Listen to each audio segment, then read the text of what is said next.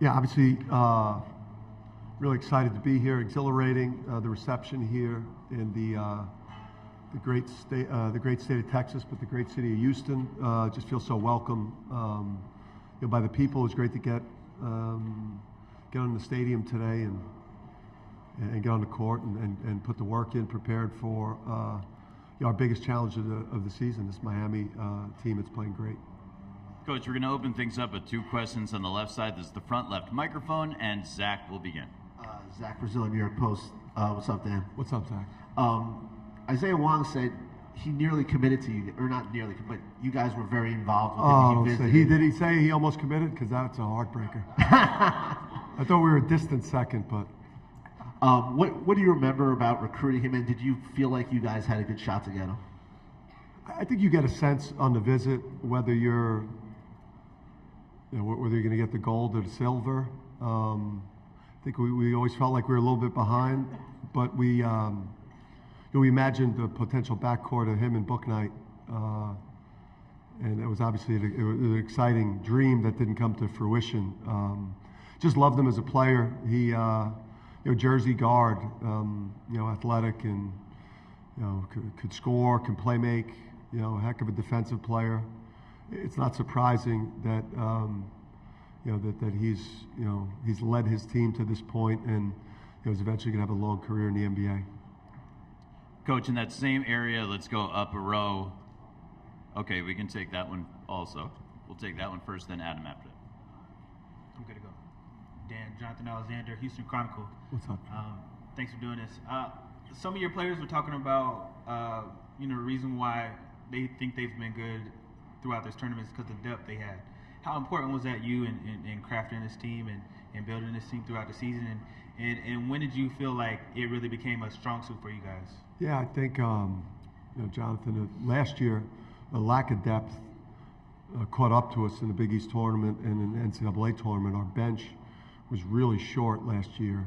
And I just think, coming out of that loss to New Mexico State, we understand that, or I understood that the best teams I've coached in college were 8, 9, even 10 deep with quality. Because of how hard we play, you've got to have a deep team, and felt like last year's team gassed out. The depth.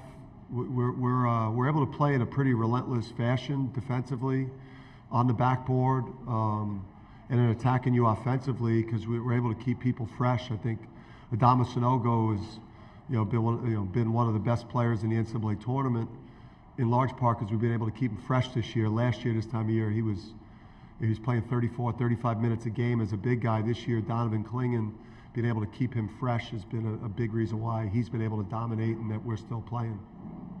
Third row, right side, Adam Zagoria. I did not raise my hand, but Not this time? now I feel like And you didn't get it into Davidson, did you? No, I'm going to ask you a question.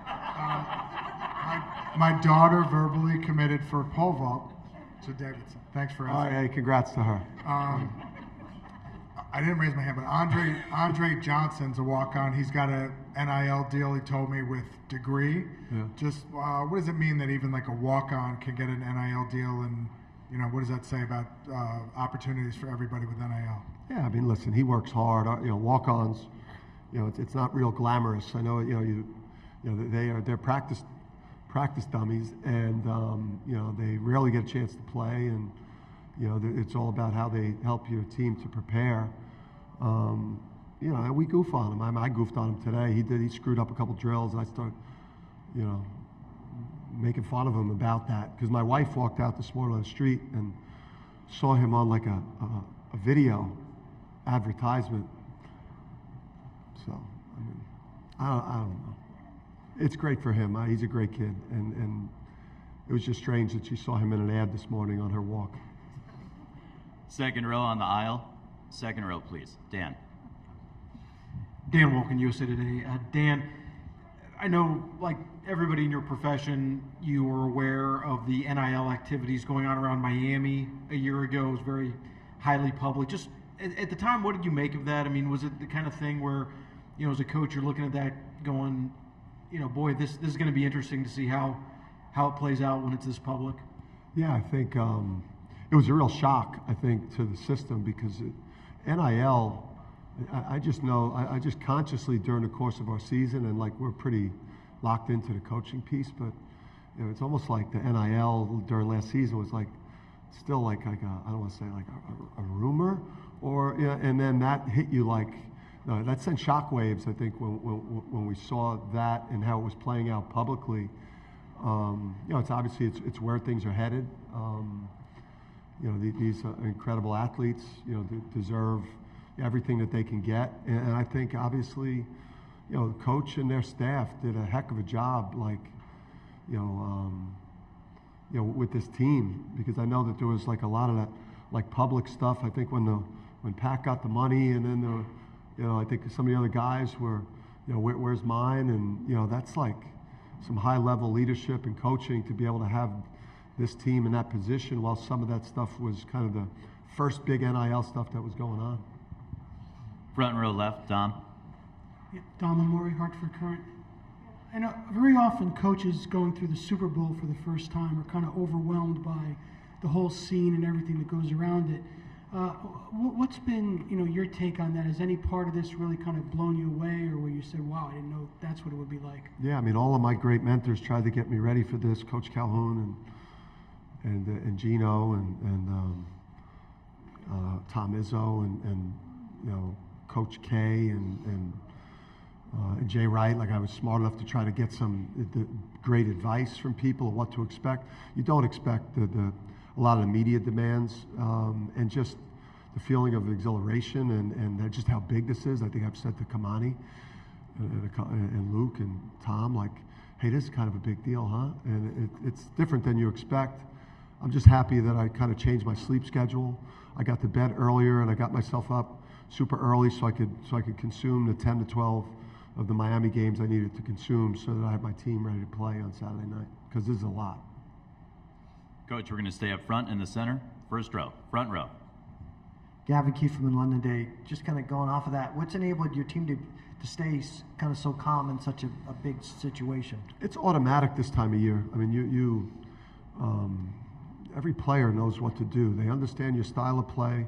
They understand like your tactics on offense and defense. Obviously, you're tailoring it to your opponent and how you want to attack them at both ends of the court. Everyone knows their role. So everything kind of this time of year is automatic. You know, as a coach, how you're going to call the game. For me, it's just I'm trying to keep these guys in that balance between like the edge that you need to have as a team, so that you don't get complacent, but not making them uptight and nervous, keeping that confidence. That's like that balance that all these great coaches have kind of talked to me about. Don't allow your team to be happy to be here, but they deserve to feel good about it, because it's really hard to get here. Coach, right side toward the back. Jeff, we're going to use the back right microphone. Jeff Goodman. Dan, how important was it when you guys went from the American to the Big East, and do you feel like you would have been here had you stayed in the American? That's number one. Number two, I talked to Andrew Hurley earlier. And Andrew or Andrew? Well, both. But I won't say what Andrea said about you, but Andrew described you when I asked him to one word describe you. Bizarre. Yeah. Any response to that? To the second part? Sure, let's start there. Yeah, he's a chip off the old block, so he's just a mini me. Both my boys are. Yeah, and then the first part, listen, we would still be here. It's been a great relationship for both of us. We've obviously brought a ton to the Big East. The Big East has been unbelievable for UConn. It's a great partnership. I think we're great for every team in the league. I think, you know, having big brand programs, you know, that are playing at a high level, it only enhances everyone's opportunity in the league. And obviously at St. John's and Georgetown and all those moves in our league, I think is great for everybody. And you know, again, like we recruited James Bouknight and R.J. Cole and Tyrese Martin and a Cook, and we started kind of putting this thing together. And none of those players, you know, they knew nothing about the Big East. So I think, you know, quality people in the UConn brand, I think, you know, still would have been able to attract good enough players for us to get here. But it's certainly, the relationship's been, I think, really beneficial for both parties. It's not one-sided in either way. Back left, John Fanta. Dan, John Fanta with Fox Sports. What's up, John? You've talked a lot about the UConn standard. Take us back down memory road of when you took this job, when you thought about what success looks like in stores and how it compares to taste and the reality of it now. Yeah, it's, you know, you don't go from Rhode Island to a place like UConn unless you have some, like, you know, high level internal motivation to be challenged at the absolute highest level of as a coach and as a player, because you're going to be graded against, you know, the greatest coaches and the greatest players to play college basketball in the last 25 years. So, you know, you got to have the stomach to handle that. You've got to have the toughness, the self-belief as players and coaches to want to put yourself in a situation where if you're not getting the Final Fours and you're not competing at the top of the Big East, that you're failing. It's a lot easier to coach or play at places where making the tournament is enough. You know, but I'm you know, for me, when you grow up in the way I grew up, you know, you want to go and challenge yourself all the time. Same area as Zach. Zach Braziller, New York Post. Dan, what is having Jim Calhoun around meant for you? You know, he said you brought him around a lot. Yeah. You know, he talked about, he thinks the best thing you've done is how you've navigated tough stretches. What's been the biggest kind of help for you as he been? You know, just great advice. I met with Coach before the season, and you know, he talked about the importance of, you know, some basketball type of things like transition offense, and but I think it was more like leadership and you know, having him come to practice and, you know, kind of tell me things that he liked, and then I think also, like, he spent a lot of times talking with our players. Like when practices are over, he's grabbing Andre Jackson or Adama Sanogo, and he watches every game. I mean, he lives and dies with all of our games. So you know, he's just, you know, him and Gino are, you know, they are UConn basketball. So just to have those two guys around, obviously, it's hard for me to meet with them together, but I get a lot of time with them separately. I hope to get a picture with the both of them. So Coach is coming out, I think, tonight. So I know that will go viral if I can get those two guys together. In the center of the room, Coach. Hey, Coach. Luke Jones with my Fox Sports. The front left, Matt. So kind of a two-part question, but, you know, what stood out to you about Miami in those 10 to 12 games that you watched them? And then is there a team that you played this season that kind of reminds you of Miami? Yeah, I think Miami reminds me a little bit of Marquette, a little bit of like Arkansas in terms of like athleticism on the perimeter, like length, size, you know, some of the kind of the pace offensively that Marquette could put on you and the pressure they put on you off the dribble. And then what's probably the thing that stands out is the only game that they've lost, you know, recently, you know, besides I guess that Florida State game, which is just one of those games you played during the year that's just kind of inexplicable. We had one of those as well this year. Was, you know, they would not have lost in a while if maybe Omier doesn't sprain his ankle in that Duke game, and they still were in position, you know, to win that game and maybe win the ACC championship while losing maybe the most physical, rebounder in the country. So, you know, they stress your one-on-one defense. You know, they got multiple guys I think are NBA players. I think Miller's one of the most underrated players in the country. You know, it's hard to say Isaiah Wong is. He's player of the year in the ACC, but you know, it's going to be the hardest game of the year. We know that, and we're excited to play against somebody that's that good. All the way up front, all the way left. Dave Borges, First Connecticut Media. Dan, seeing Jalen Gaffney here this week as well. I don't know if you had a chance to see him yet, but happy for the way things have worked out for him. Worked out for both parties, really. Yeah, thrilled for Jalen, thrilled for his family. That it's played out so great, and that he's had such a successful season. And I have a lot of appreciation and gratitude towards Jalen, because just like the Book Knights and the Isaiah Whaleys and the Tyler Polleys and the Cooker Cooks and everyone, Christian Vital and Jalen Adams, like, he's a huge reason why we're here as a program. He helped us, build the culture and begin to have success. And Jalen, I'll always be grateful to him for what he's another reason why we're here. To the right of the aisle, Coach Lane. Hey Coach, Lane Higgins from the Wall Street Journal. And last season you had every single upperclassman on your team either exhaust their NCAA eligibility or transfer out. And in a different age of college sports, that might totally crater a team. But you're able to bounce back and rebuild and be in this spot. Like, how did you approach that situation when you realized that all of a sudden you were going to be really young, really fast?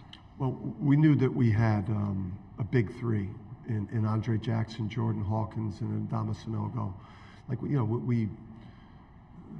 knew the big sophomore jump was coming for Hawk.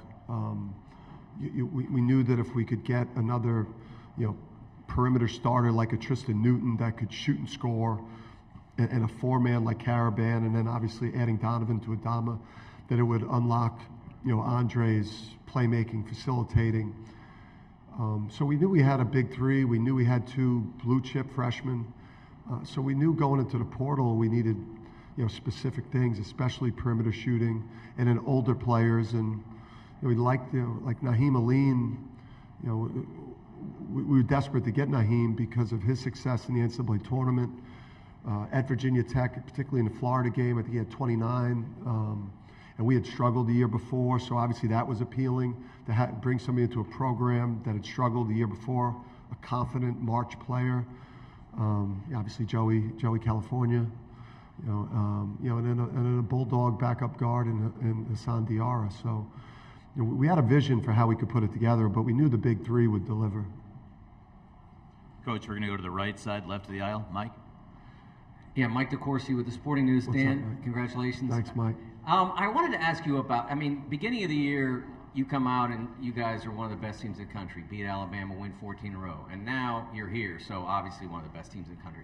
Then there was January. What happened in that month that sort of diverged from the rest of the season? And does it help you to have gone through that? Yeah, it's funny. Like, I add to this answer, like, you just get better at answering it, right? Because a lot of things happened. Our defense tanked. We went from an elite defensive team. We didn't guard anybody for 2 weeks. So we got soft. We got away from our identity. I think part of it was like the Big East got us. Our top 4 or 5 in the Big East this year, when Providence, before Providence kind of struggled late, like our top 5 was better than any other conference's top 5, especially our top 4. If Fremantle doesn't get hurt, Xavier was a much different team when we played Xavier with Fremantle. So they easily could have been a Final Four team with him. So that happened to us. I started fighting with the refs, and it distracted me from coaching, and it had a negative effect on the team. That went on for, I was on the phone with the head of officials more than I was watching film, and it was a mistake. And so it was multiple things went on, but I wouldn't underestimate just scheduling getting us. When you go to Xavier and then you go to Providence, and then your breather is Creighton at home, who I think had swept us since we had been in the league, and then now your next game is then at Marquette. It's easy to get in a bad way, but I think it was multiple things. But we burned that. We didn't actually burn it, but like, we left that behind in November, December, February, March. We've been as good as anybody. Coach, second row. Adam Betts with the Journal-Enquirer. Coach, a couple answers ago you mentioned Donovan. Can you just speak on how he's been able to, take in this tournament without even really missing a beat? His production's kind of been where it's been all year. Yeah, you realize how important, especially, and I think it, being successful in this tournament helps you to identify like those traits that are so important to a team that sometimes you don't evaluate in recruiting, but like, people with pop and personality, and like that guy is alive. I mean, he changes your locker room, he changes your huddles, he changes your bench when things are going well or poorly. Obviously, the challenge for Donovan as a player was, he was in the 290s in terms of his weight at the high school level, and just getting him down to 255. Obviously, he's put him in position where he could move well enough to take advantage of his amazing skill set as a player, his hands, his feet, his feel. But really, you learn a lot about like how important personality is in your program, and he's just, we got a lot of guys vying to be everyone's favorite teammate, but he's one of them. Left of the aisle toward the back. Brendan Quinn with The Athletic. Dan, you talked the last game about how emotional you were pre-game and things like that, and it was the possibility of coaching them for the last time. I wonder how you feel about that kind of half hour leading up to Saturday night, and both yourself and your guys kind of handling the moment, the enormity of it, playing on that stage, and just all that goes into that. Yeah, I think the good thing about, I guess this week is that you are so busy doing stuff that maybe there's less time to think about the moment. Obviously, the first couple days were chaotic, but it's been a lot more normal for us in terms of meeting multiple times a day, getting our multiple practices in on the court. And I think it's just, you got to be stone cold as you can about this situation. I think all four teams are trying to do the same thing. It's like, hey fellas, this is a 4-team event, that we're trying to win. It's us, Miami, San Diego State, FAU, and the winner of this 4-team tournament that's going to go on over the course of, 48 hours is going to win the national championship. And that it's the team that plays best and closest to their identity is going to walk away with it. That you don't necessarily got to rise to the moment, just be at the absolute best of our identity. And I think you got to be stone cold about it, though. Left but side, I will left cry. side. I'll intermittently when the players are not around, Brendan. I mostly just cry around Luke and Kamani and my wife, and then just my family. The players, I think Andre Jackson's probably saw me prior to the Gonzaga game while I was writing game keys and game goals. He saw me sniffling. He saw the tissues come out.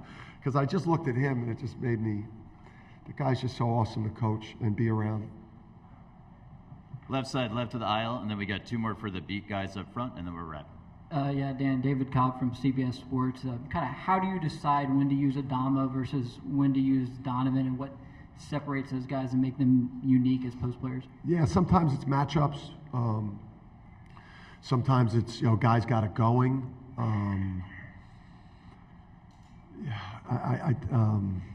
It's feel for the game, foul trouble, right? There's all those things that come into play.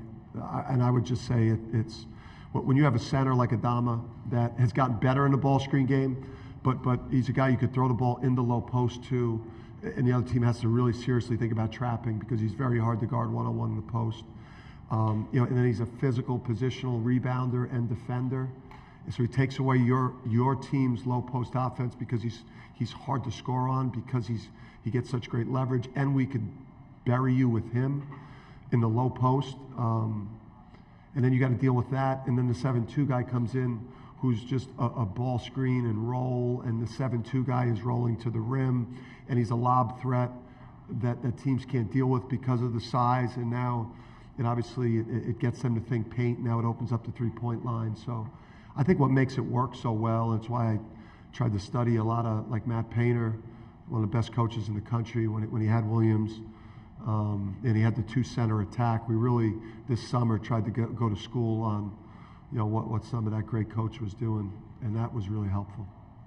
Front and center. Final question. This is the front right microphone. Gavin Keefe, New London Day. What's up, Dan, how would you describe the personality of the team, and there are a couple of guys of the team that kind of set that personality? Yeah, I think we knew it last March, just what we needed to look for in terms of how guys, I think, would have the ability to handle the pressure moments. So I think You know, it's a fun group. They're very, very hardworking, obviously, and very serious about the game. But we got tremendous leadership, like world-class leadership with Andre Jackson, in terms of vocal and by example. Adama's probably a little bit more by example, but he gives the team tremendous confidence because of how good he is. He's one of the, you know, he's an all-time great big in UConn's program's history. So, and then all these other guys, man, Caravan and Clingan, Hassan Diarra, Joey California. It's a great locker room, and I think it just makes you aware moving forward, maybe not always to go for that guy that's a little bit more talented, but you want to have locker rooms like this. It allows you to weather the storms during the year, and you're going to have a team that, you know, is loose in March rather than uptight.